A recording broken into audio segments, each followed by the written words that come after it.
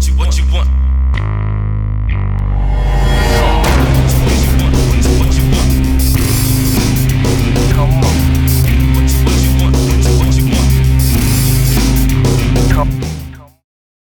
Hello and welcome to my YouTube channel. I'm Finch, or you could call me Jay, I really don't care, up to y'all. So this is my channel, and I'm going to be just putting things out into the world that I feel need to be in the world for whatever reason. And I had an idea recently when I was playing Minecraft, everybody's favorite game. I was just, building a house and putting up some paintings, and I saw one. And usually I can kind of guess what is in these paintings, but I looked at this one and I said, what is that? And I looked closer and I said, is that a rat? Spoiler alert, it's not, but it is in my piece. So I thought I would start this series of recreating what I think Minecraft paintings look like. And then I'll reveal the actual painting at the end. The artist for the Minecraft paintings, his name is Kristoffer Zetterstrand, and he does really cool stuff. He mixes different mediums together. He'll make pixel art but also paint things that look like pixel art and then mix that with photography and all this kind of stuff. It's really cool. You guys should check him out. So anyways, let's get into this painting that to me looked like a rat. And you'll see how in a second. Alright, so let's take a look at this little painting we got here. So, yeah, this little thing, this hunk of pixels, this is the rat. At least that I saw, I guess, with my big dumb idiot brain. I see a mystical rat who's being mischievous. So, I'm just going to turn the opacity down on this, and we're going to start with the painting as a base, obviously, because I'm trying to match what I think the painting looks like. So we're going to start with a little red lining that I had of this silly rat, because, oh my god, I sketched a rat probably 12 times, and I was getting frustrated, so I did a little red lining on a reference, and now I'm filling out the actual sketch of the rat, because who doesn't love rats? I do love rats. I don't know about y'all. Do you like rats? Let me know down in the comments. I think they're cute. People do on rats all the time. They shit on rats. They say they're weird and gross and whatever, but we're all a little weird and gross. So, rats are relatable. I don't care.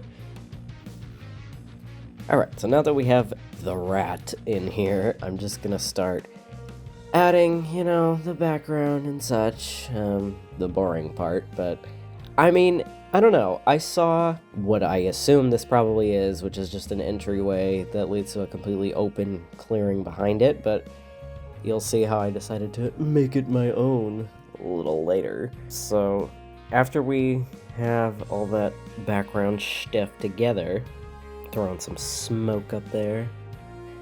Now what I'm going to do is bring the painting back in and make it full opacity again so I can color pick from the reference painting, because I want to try and match the vibe as much as possible. So that's what we're doing here, and just picking, dropping in some colors, just trying to get a general layout ready so I know what I'm gonna do going forward. And you'll see at this point I drop in a background color to have beneath everything because I completely forgot. And typically when you're painting, you want to have something to go off of, and it helps you not leave little white specks everywhere where you don't have color. So I put that blue in there, and that's obviously helping a ton.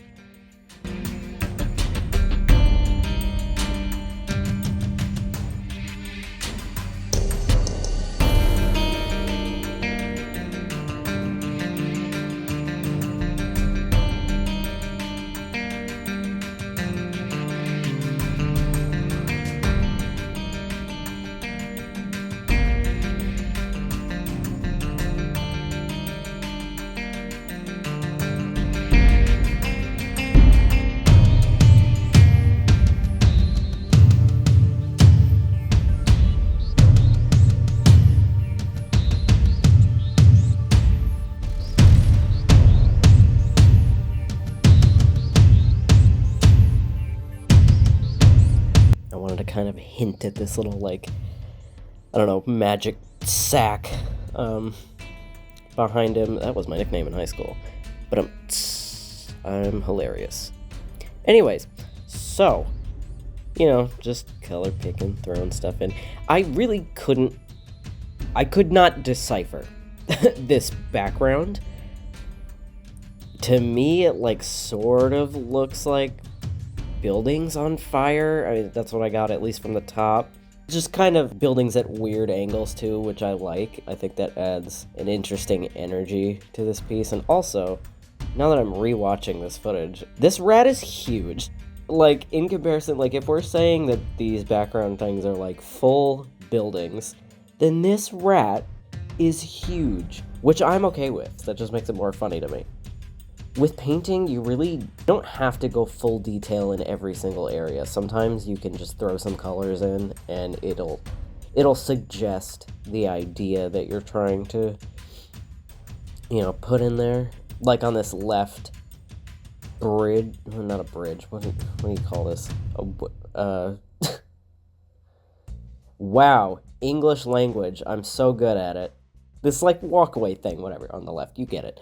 I threw some colors in to make it look like, almost like there was a clock there, but also that it was kind of, like, painted on, so it's not a real clock. I don't know, because, I mean, this whole piece just has weird energy anyway, so why not just paint a clock above a weird walkway that goes to nothing?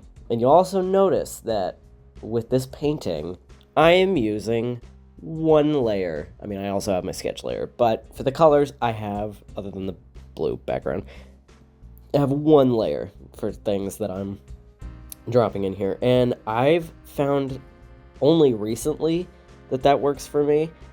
I used to work in a million layers, but typically I save that for if I'm doing something that has a more cel-shaded kind of look, or something a little more flat and something not as, like, painterly. Because I find with painting, at least digitally, it does actually kind of help to have everything on one layer like you would with a real painting, because you can just mix things and blend things, and it just kind of helps the process instead of worrying about, oh, what layer is this stroke of color on, like, just having it all in one. And if you don't like a spot that you worked on, just paint over it. You'll never see it again. I've kind of been exploring lately with my style and with what I do, because I kind of took a break from personal art for a long time, just simply due to being busy at work.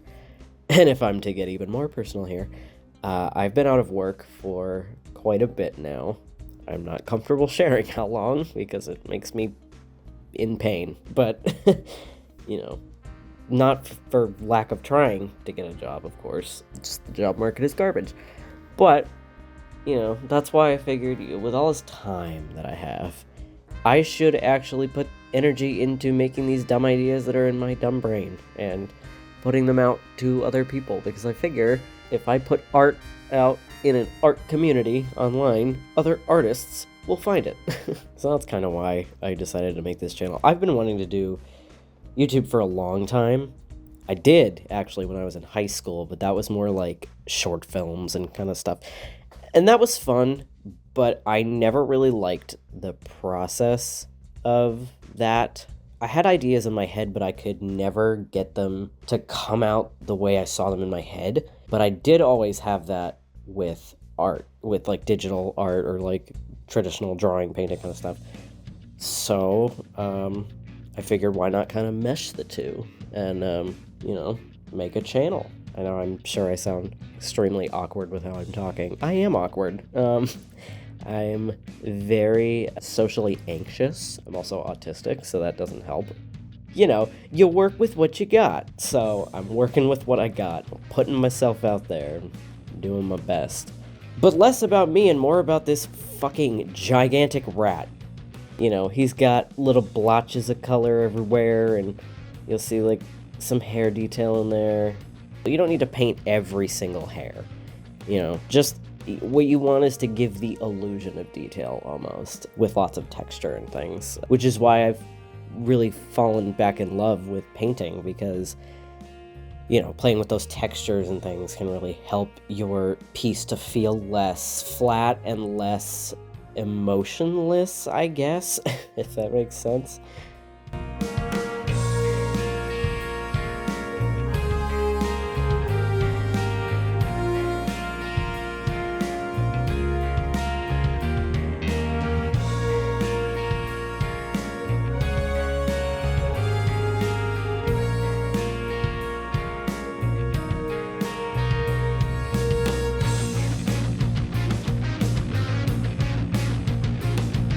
And just like that, we're at the finished piece. Here's my rat.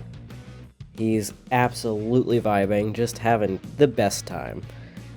But what do you say we take a look at what the actual painting looks like? Oh boy, I was wrong. So, I mean, there's a couple things going on here. This little walkway thing has, it looks like a light in there, like an old halogen type bulb or something. There's a door on the other end, and maybe there's another entranceway on the inside. These are people, not a rat. So that's the biggest thing. This is 2 people, not a rat. I mean, I wish it was a rat, but, you know, maybe they are rats. Maybe it's rats in human suits. I mean, who's to say? I can see why I couldn't decipher this background, because it's a lot of the same values and places. I did get that there was wood, so that's good, I guess. The tree and clouds, I think. There's no smoke here, but I mean, you know, close enough. They're both gaseous. Not the tree, obviously. The cloud and the smoke, they're both gaseous. So I think clouds are. Wait, hold on. It's been a long time since I've been in school. Okay, I don't. Clouds are made of like water droplets, so I guess they're liquid.